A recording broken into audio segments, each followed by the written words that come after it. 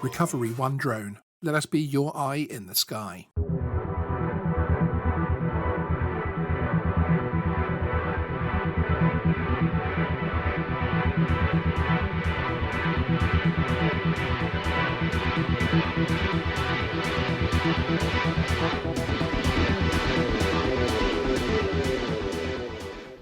Hey YouTubers, Ray Crawford here, Recovery One Drones.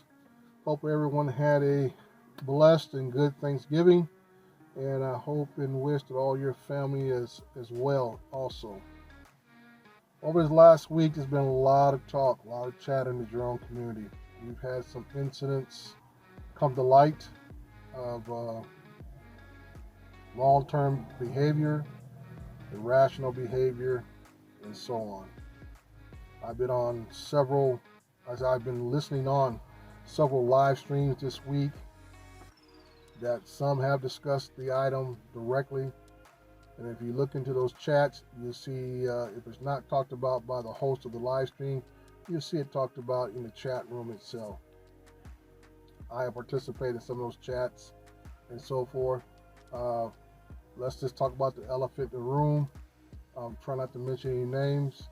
But if you are not aware of the $184,000 possible fines levied against one of our fellow YouTube content creators out there, you just got to look at the facts of what the situation. A lot of times people want to sit there and debate about the actual violations and so forth, and the time gap there between from 1 year to next year. I said, with any agency, either it be local, federal, whatever, they don't have to charge you with every violation as they occur. It's what they call building a case, and these are most notably done in organized crimes, where they get different incidents that happen. They build a case based upon various patterns of behavior and activities. And in this one case where the large fine is being proposed, that pretty much is the matter of a fact. Okay, that they went back through a long period, almost practically a year, to look at an individual's YouTube postings and built a case based upon his own postings. Now, I'm not trying to pick on an individual. I like the individual on a personal level. I have been on his, I've sat in on some of his shows. I've seen him on other people's shows. Very entertaining, but we all know who are long-term drone pilots, be hobbyists or commercial, especially if you're a commercial. It was almost like we're watching a train wreck right before our eyes. And as always, no one can turn away. And I know some of these shows, some of the people who are closer to the individual have recommended, hey, take your test, get the 107 just to play it safe. That way, nobody come at you and so forth. And I agree with that sentiment. There's no reason for you not to get a Part 107, even if you may not actually get some type of direct compensation. And that's always going to be a gray area, the compensation part. Because as we know, YouTube picks and chooses what they consider monetized, non-monetized, and it used to be a level where you had to have 1,000 subscribers and so many watch hours, and then you can actually yourself monetize your channel. And that's why I think people miss out. You can monetize your channel if you meet these certain parameters. YouTube, as the host of all these creative content, they can choose to monetize any video you produce upon their discretion. And that's why people are missing the gap right there. All right, is that YouTube has the authority to monetize any video you post, no matter if you got 2 followers or you got 2 million followers. They have that option and the discretion to monetize anything you put up there. The other incident of late has been an individual out of California here, about 50 miles in LA, 50 miles from where I live. And this is a scenario that took place. Individuals at home, he hears the LAPD helicopter in his neighborhood. Runs inside, gets his drone, throws it up in the air, and eventually what happens is he crashes into the LAPD helicopter. You cannot paint a worse picture of something going wrong than that right there. Now, the part that really got this individual in trouble, other than what he did initially, was he failed to make a report of his crash. Is that the local law enforcement, which enlisted the help of the FBI, when that drone crashed, not just hitting the helicopter and making it go into a forced landing situation, the drone fell and hit I believe it was a parked vehicle of someone. So now you got two incidents there. You have the incident of it hitting the helicopter, and now you have the incident of it hitting somebody's vehicle. Don't know the vehicle. The drone was smashed. But the one thing that survived is the SD card. The SD card was the main amount of evidence that was used against this individual that led to his, I won't say actual arrest, but it led to the FBI doing a raid on his home. So apparently the individual didn't use just the one SD card for his drone, which I highly recommend. He used his SD card and other devices that had pictures of him. Other friends had pictures of him standing in front of his vehicle, which showed the license plate very clearly, and it made it very easy for the authorities to track him down. Now, in the climate or era that we live in today, the first conclusion that everybody jumps to, well, is this terrorist activity? Did he do this on purpose? Because it was just an accident, how come he didn't report it? Remember that, he failed to report. And what's the rules say about when you have accidents? You got 10 days to report. Well, he didn't report. So that's what leads to make people jump to the conclusion that his activities were nefarious, or possibly nefarious, because he didn't follow the rules. The individual, when interviewed, admitted to what he did. And it goes back to his mindset.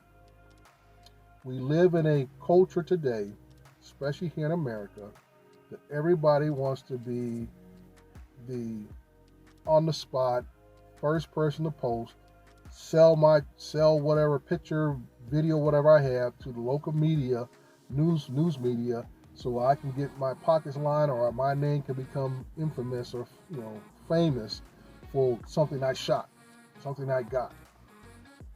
And that pretty much was his mindset.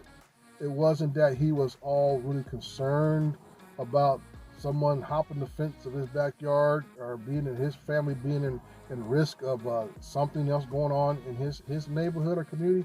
He wanted to be the first one to get whatever was going on with the local law enforcement and be able to get it out there on social media. That's where his mindset was at. And that was his ultimate failure in doing what he did. Now, you can sit there and say yay for one and nay for the other, but the problem is in both of these scenarios, the real damage falls on the entire industry. Just like the situation, the guy a couple of years ago that lost control of his drone in Las Vegas and it landed on the airport. It puts a big black eye on the entire industry. And that's something that we can't run from, especially us as commercial operators. These are the things that harm us more than anything else, because we're out there. Some of us do this 100%. This is what makes our living. This is what pays our bills.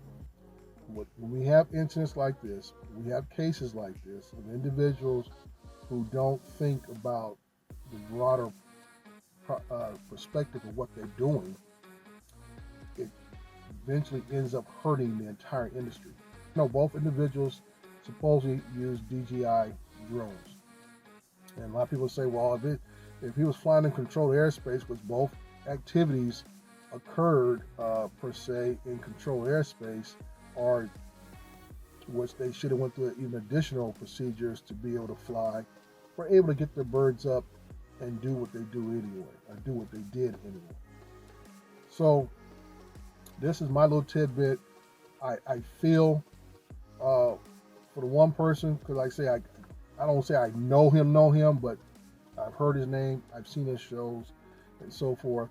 He's even giving me a shout out on my channel, which I appreciate dearly. But once again, I know he has been, like I say, advised by others that he should have went this extra step to get the 107 to protect himself, go through the various steps. I mean, his personal story is compelling, but just because this hobby or this activity has allowed you to turn your life around doesn't mean you have the go past say get out of jail free or go past go pass to do whatever you want to do in spite of all the rules and regulations like this. Now these are poster child situations. That's the first thing I said. These are poster child situations. I'm looking for the FAA to be able to have more field agents out there and other researchers out there to catch the unlicensed or uncertified individuals who are doing commercial work, not just YouTube stuff, but I'm talking about especially in the real estate industry, commercial real estate, and everything else that goes on out there, that those of us who took the time to go obey the rules, hone our craft, and then you get circumvented by those who feel like they can just go from point A to point Z without going through the regular steps and procedures that the rest of us have done. That is my take on it right there. And all I can encourage everyone to do is do the right thing. There's plenty of places you can go fly. There's plenty of things that you can do with your drone that will not lead you to doing something that violates the FAA regulations here in America. And I know there are other rules in Canada that are more strict here. There are other rules in Australia, the UK, and other places on this planet that are more restrictive than what we have here in America. So, some of us live in one of those areas that we have overlapping controlled airspace.